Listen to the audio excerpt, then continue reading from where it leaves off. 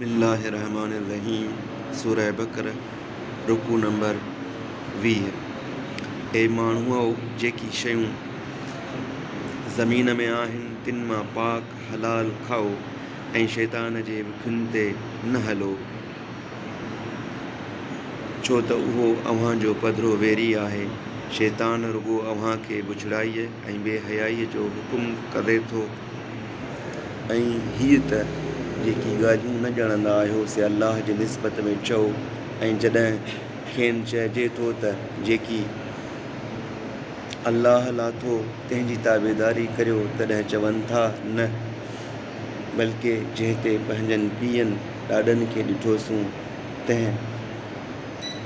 तंहिंजे पुठियां लॻंदासूं, जेतोणीकि संदनि अब्बा ॾाॾा कुझु बि न ॼाणंदा हुआ ऐं न की सिधीअ वाट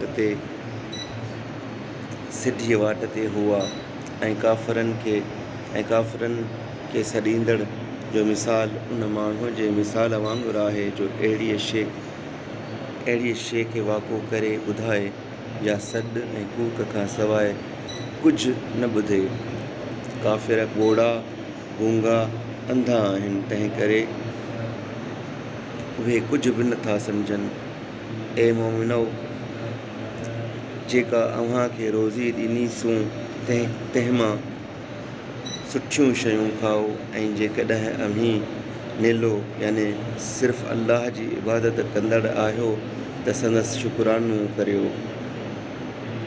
अव्हां ते रुॻो मुअल ऐं रत ऐं सूअर जो मांस ऐं जंहिं शइ ते अल्लाह खां सवाइ ॿिए जो नालो पुकारजे सा हराम कयाईं।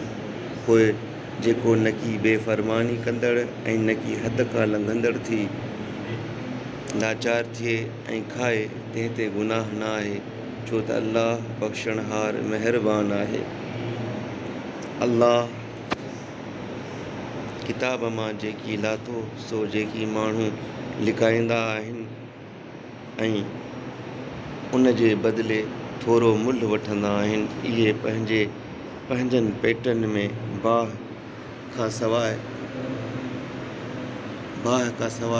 न खाईंदा आहिनि, ऐं अल्लाह साणनि क़यामत जे ॾींहुं न ॻाल्हाईंदो ऐं न की खेनि सवारींदो, ऐं उन्हनि लाइ ॾुखो ईंदड़ अज़ाब आहे। इहे उहे आहिनि जिन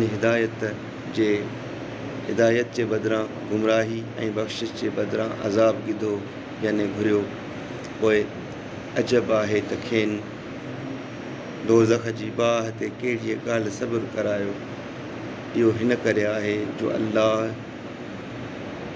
सच सां किताब तौरेत लाथो, ऐं जिन किताब बाबति तक़रार कयो से ज़रूर वॾे फेटे में आहिनि।